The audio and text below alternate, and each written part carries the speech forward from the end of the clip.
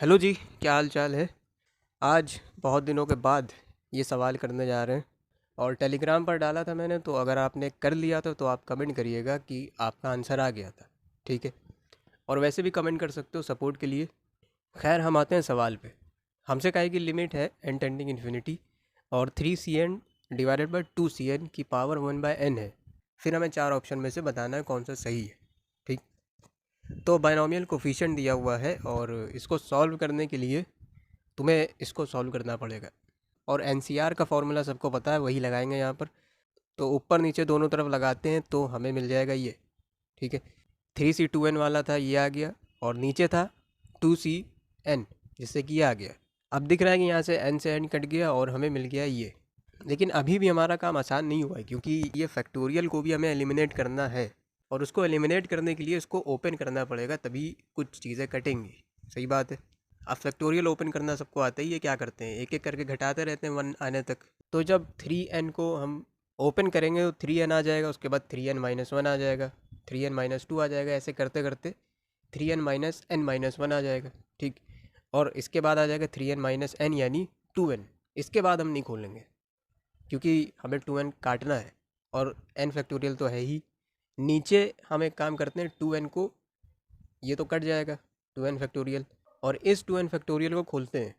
2n आ गया, 2n-1, 2n-2, ऐसे करते करते 2n-n-1 और लास्ट में 2n-n यानी n फैक्टोरियल। इसके बाद हम नहीं खोलेंगे।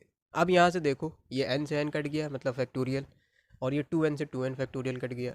और हमारे पास बच रही है चीज़ ये मतलब न्यूमरेटर है, और ऐसे ही डिनोमिनेटर में हमें ये बच रहा है। अब यहाँ से तुम दो काम कर सकते हो। एक काम थोड़ा से मुश्किल है सोचना, ठीक है, वो बाद में बताऊँगा। बट जो हम करते हैं यूजुअल काम, वो ये है कि इन सभी टर्म में से n को कॉमन ले लेते हैं। ठीक। कितनी टर्म है यहाँ पर, 3n है, 3n-1 है, 3n-2 है, करते करते 3n-n-1, मतलब कि n टर्म्स हैं यहाँ पर। ठीक। ऐसे ही नीचे भी n टर्म्स है। तो तुम्हें हर टर्म में से n कॉमन ले लो। जैसे कि यहाँ से अगर तुम n कॉमन लोगे, मतलब कि n की पावर n कॉमन आएगा। सही बात है। और अंदर क्या हो जाएगा, यहाँ 3 बचा है, यहाँ 3-1/n, 3-2/n, ऐसे करते करते दिख रहा है तुम्हें। ठीक। सिमिलरली नीचे से कॉमन ले लोगे तो तुम्हें ये मिल जाएगा। तो अब तुम्हें दिख रहा है कि ये से ये कट गया और हमें बच रहा है ये चीज़। अब क्या करना है, अब इसको जनरलाइज करके लिखते हैं। देखो कैसे सिंपल है, क्योंकि सारी टर्म्स जो तुम्हें दिख रही हैं वो सब प्रोडक्ट में है, तो इसलिए मैंने यहाँ पर लिखा है पाई। ठीक। क्योंकि तुम्हें समझ में आ रहा है ना। और आर की वैल्यू जो है वो 0 से लेके n-1 तक है, क्योंकि जब तुम 0 डालोगे तो तुम्हें 3 मिल जाएगा। ऐसे करते करते तुम्हें सारी टर्म्स मिल जाएंगी। और सेम चीज़ है नीचे, 2 - r/n। तो हम ये सॉल्व करके यहाँ तक लाए। अब हमें जो सवाल में निकालनी थी मेन चीज़, वो थी लिमिट इसकी थी, और उसकी पावर 1/n थी, जो कि मैंने यहाँ पर लिख दिया है। और इसकी वैल्यू मैंने कहा है l है। अब देखो, इसको फर्दर सॉल्व करने के लिए तुम्हें यहाँ पर लॉग तो लेना पड़ेगा, क्योंकि पावर है। तो जब तुम दोनों तरफ लॉग ले लोगे तो तुम्हें कुछ ये मिल जाएगा। ठीक। ये 1/n नीचे उतर आया और ये लॉग ले लिया है। अब ये लॉग के अंदर a/b फॉर्म है। ठीक है। लॉग a/b क्या होता है, log a minus log b। तो जब तुम ये वाली प्रॉपर्टी लगाओगे तो ये जो पाई है ये बदल जाएगा समेशन में।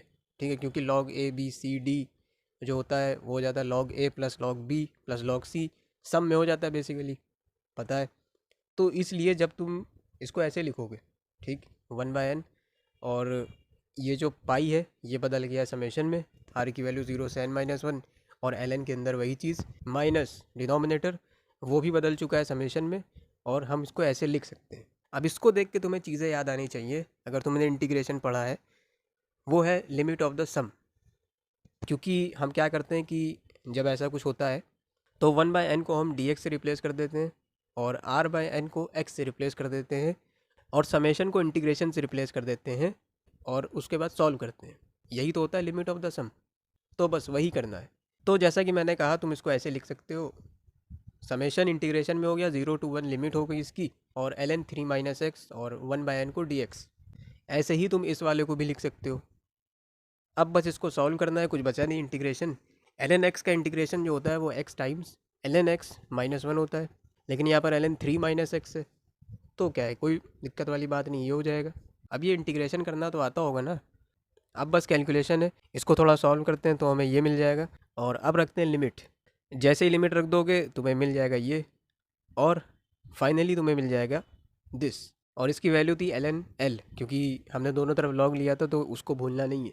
और यहाँ पर ये हो गया, और फाइनली एंटी लॉग लेंगे, लॉग हट जाएगा और l की लिमिट आ जाएगी 23/16। और यही इसका आंसर है। कर पाए थे तो बताना। और बाकी एक चीज़ तुम, जो कि मैंने शुरुआत में कही थी, कि एक चीज़ तुम यहाँ पर और कर सकते थे, वो ये है कि इसको उल्टी तरफ से लिखो और सॉल्व करके। जैसे कि 3n-1 है, तो उसको सॉल्व करोगे तो तुम्हें मिलेगा 2n+1। और ऐसे ही नीचे सॉल्व करोगे तो तुम्हें मिलेगा n+1। तो उल्टी तरफ से लिखना है, तो ये सॉल्व करके हमने लिखा 2n+1 डिवाइडेड बाई n+1। इसकी नेक्स्ट वाली आ जाएगी 2n+2 डिवाइडेड बाई n+2। और ऐसे ही करते करते पैटर्न दिख गया है, ये आ जाएगा। और लास्ट में, क्योंकि यहाँ पर 3n डिवाइडेड बाई 2n था, तो ये 2n+n डिवाइडेड बाई n+n। कोई दिक्कत वाली बात नहीं।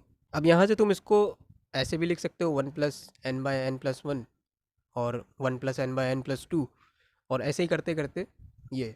अब तुम इसको जनरलाइज करके लिखो, जिससे कि तुम्हें मिल जाएगा ये r की वैल्यू 1 से लेके n तक 1+n/n+r। अब यहाँ से तुम्हें सेम चीज़ करनी है, लॉग लेना है, लिमिट ऑफ सम वाला कॉन्सेप्ट लगाकर इसको इंटीग्रेशन में बदलना है और सॉल्व करना है। तो बस यही था भाई सवाल। अच्छा सवाल था, यूनिक टाइप का था। इसमें ट्विस्ट यही था कि ये है लिमिट ऑफ द सम का सवाल। तो काफ़ी सारे कॉन्सेप्ट हमारे टेस्ट हो गए हैं इस सवाल में, और इसी को कहते हैं रियल जेई एडवांस। बाकी आप लोग खूब प्रैक्टिस करिए, और हम आपसे ऐसे ही कभी कभार मिलते रहेंगे। Signing out.